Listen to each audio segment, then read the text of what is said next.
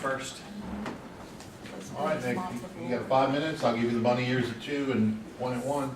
Okay. Whenever you're ready, sir, you have 5 minutes. I'm a low-tech guy in a high-tech world, so you get a printed copy. There are no lights and games as far as on the screen.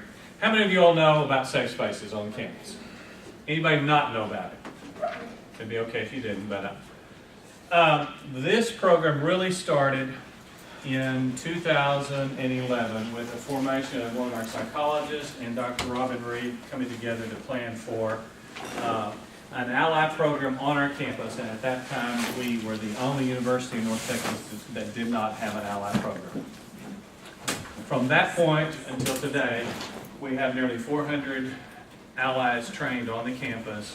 You probably see that sticker all over the campus in most every building. There may be one building or two buildings that have no representation. In 2015-16, if you'll flip to the back side, fiscal year 15-16, Dean Coffus suggested that I request funds for the first time. Prior to that, we had just been operating off of Dr. Mary Hendricks would give us a little money for refreshments. There was no budgeted money for the Ally program on our campus. That year, we went through the process. We were given $10,000. And then in fiscal year 16-17, we requested, and as a part of that $10,000 grant, there was actually money left over. That won't be the case this year. In the one-time funding request, and we got an additional $2,500. So that was our initial financial fund to operate the Safe Spaces program. Last year we requested $5,000, so we reduced it down significantly. If you'll flip back over to the other side, you'll see sort of how we spend the money. We have about $5,200 in the account right now. We spent over the past year, $4,000 on 2 incredible speakers, one in the fall and one in the spring, a little bit of advertising, hotel for one of the speakers for one night. We provide food at each of the trainings. So the allies are employees, staff, and faculty primarily who become allies for our LGBTQ students. You can see what the projected budget is for next year. I've requested less money again because we still have some of those funds that we were graciously given.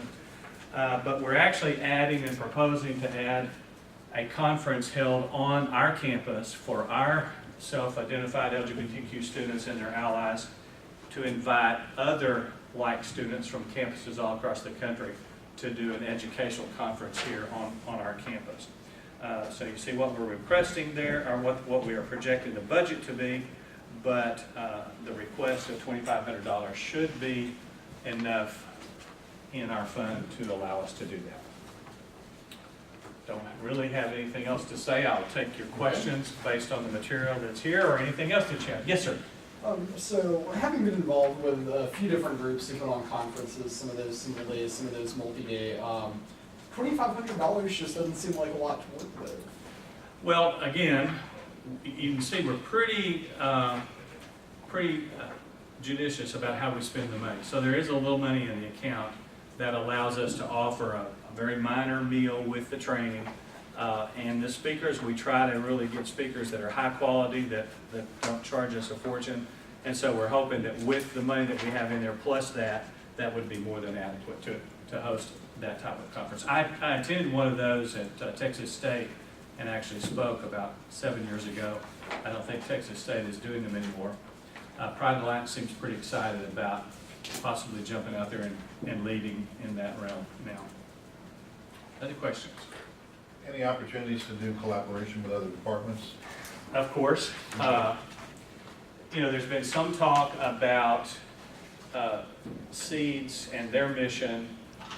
SEEDS actually primarily is charged with working with students, where this function is primarily to work with faculty and staff to have them become allies, to educate them and to provide for the funding to do that. But there's always opportunities to collaborate. Yes, sir. So, for the funding structure for this one, wouldn't you charge a fee for the conference? Well, this will be for later in the day when I present to you again, there will be a fee charge for that conference. This is for students. Since it will be our pilot year to do it, you know, again, I want Pride Alliance to sort of lead in how they want to structure the conference. This has just been a very preliminary conversation I've had with them about wanting to do something like this. So I'm going to rely on them to sort of suggest how they would want to build the conference out. We could, but maybe as a pilot year we wouldn't want to. That I would kind of leave that up to the students' discretion. Nick, I'm sorry, you may have answered this. How many students does this affect? Well, we don't know, because not everyone self-identifies as lesbian, gay, bi, or trans. What we do know from the research is that having the decals clearly displayed, 90% of folks who identify feel more comfortable whether they ever have to avail themselves to actually going to talk with an ally. So I don't have a concrete number for you, Linda. I just know that we have many out trans students on our campus, and they feel very comfortable and safe here. I'm proud of the fact that that's the case. That hasn't always been the case. So I know you know that. You've been here a lot longer than I have. Yes, sir. one component is that we're asking is there any legal requirements when it comes to this organization, to the Safe Space Ally Project, to universities dealing with the LGBTQ community? Is there any legal requirements that affect this? Well, certainly, Title IX still has a provision to protect sexual minority students as far as the Title IX regulations go. That isn't directly tied to the work that Safe Spaces program does. This is primarily an educational program to make people more aware of the issues and concerns and to get them to take the training and become registered allies if they so choose. Do you have extra? Who didn't get one? I'm sorry. Linda, how did I miss you? Nick, what happens if you can't get fully funded? What's gonna happen? Well, short answer to that is if the current funds that we have, that we were given 2 years ago, are taken away, then that'll severely limit what we can do. If we don't get funded this year, we obviously have funds that we will just have to make do with. We'll have to figure out if that means not perhaps doing this conference, then we won't do the conference. So that is a reality. You can sit up here by me if you're. You bet. But yeah, we have funds. If we lose those funds, then we will do what we can do. How are you related to the committee that Wendy talked about, the Safe Spaces Title IX committee? We're not connected at all with the Title IX Safe Committee. And there are a lot of acronyms and names that are similar, but the Safe Committee has nothing to do with and yet is aware of, any sort of assault on sexual minorities. They're educated for that as well.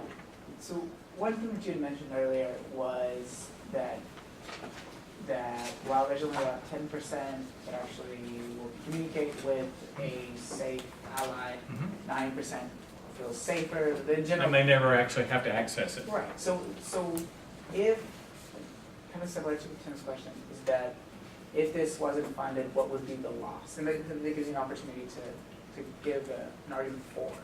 I'll give you a good example, and I hope it will answer your question. I had, somehow a call was routed to me by a parent of a prospective student.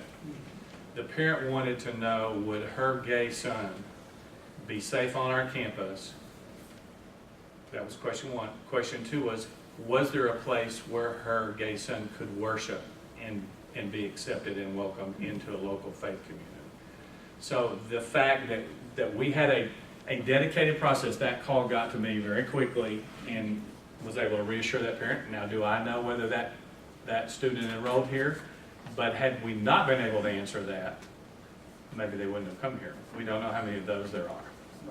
And we Safe spaces isn't the easiest thing to find on our website, but there's a lot of other things that aren't easy to find on our university website. But we're working on that. But if people do enough homework, they can find out that this is a safe and welcoming campus for our sexual minority and gender expression folks that express gender differently than someone else. Other question, have any of you been to the speakers that we've had here? Not shaming, no shame there. Come out next time though, we have fabulous speakers. Yes? Question about, I guess, the number of safe spaces per campus. Is there any literature to indicate that if a campus doesn't have X number of safe spaces or just doesn't have them, those students would matriculate to other campuses who are more welcoming and protecting? Or would they be more likely to just drop out altogether? We know that LGBTQ students have a higher suicide rate than other students. We know that students are going to stay where they feel welcome and can be exactly who they are, however they express gender or however they are romantically attached. And so I think the answer is yes. I think people are going to stay here and graduate if they feel safe and welcomed and a part of the fabric of the university, versus not feeling that way by no outward sign that it's okay to be who you are here. Another byproduct of, I think, this work is when I initially started doing the trainings, Dr. Reed used to do a lot of these trainings. Staff and faculty would not admit their sexual orientation for fear on this campus. We go to a training today and people just are who they are and they don't mind saying who they are. And I think that's progress. I mean, it's not like we're trying to fly the rainbow flag everywhere on the campus, but we want people to be comfortable and be who they are. And that certainly goes for our students. Is that a question or a? No. Sorry. Thought Tina was going to have a question. Anything else? Any other questions? Still have about 2 minutes for Nick. No? For clarification purposes, the advertising is Pride Shop. Pride Shop, okay? We a lot of, especially when we're having the guest speakers on the campus in the fall and spring, we do a lot of the sandwich board advertising, the electronic media, and so that's what that's for. Okay, and then the hotel is for the speakers. If they fly in the night before and stay overnight. Right. The catering is for the event. The event, and then we provide a small meal if people come to the training, because the training is 4 hours, and so they get a light meal as a part of that. And Dean Coffis came up with that idea because some people can then take their lunch break, come and have lunch, and then stay for the rest of the training. So that's sort of an enticement to get them to come and do the training. And I know we don't have a solid, hard, concrete number on how many students that identify. However, do you have a number on how many do? Like, how many will it affect? We know that the number's bigger, but do you have a percent on how many percent of students that identify on our campus? I mean, the scientific the numbers out there are 10% of our population probably identify. It could be more or less. I know today with the realization that sexual orientation and gender expression are more fluid, I think more people feel comfortable saying, hey, I'm bi, I'm not gay or straight, or I'm this, or And so it probably affects more than 10% of our population, but I can't give you a number. Any other questions for Nick? Do you know other campuses that have these programs, are they funded differently than how we are, do you know? Some I think are funded directly through the academic side of the house. We operated for a long time without any funding at all. It was just, Dr. Hendricks would say, hey, get the cookies and the punch for your trainings and I'll pay for it. But it was a very informal thing until it was actually submitted this way. So it's for students, but it is directed primarily to faculty and staff for the benefit of the students. It is the way this program works. There's grants that would help with this as well. There probably are. There probably are. Okay, time.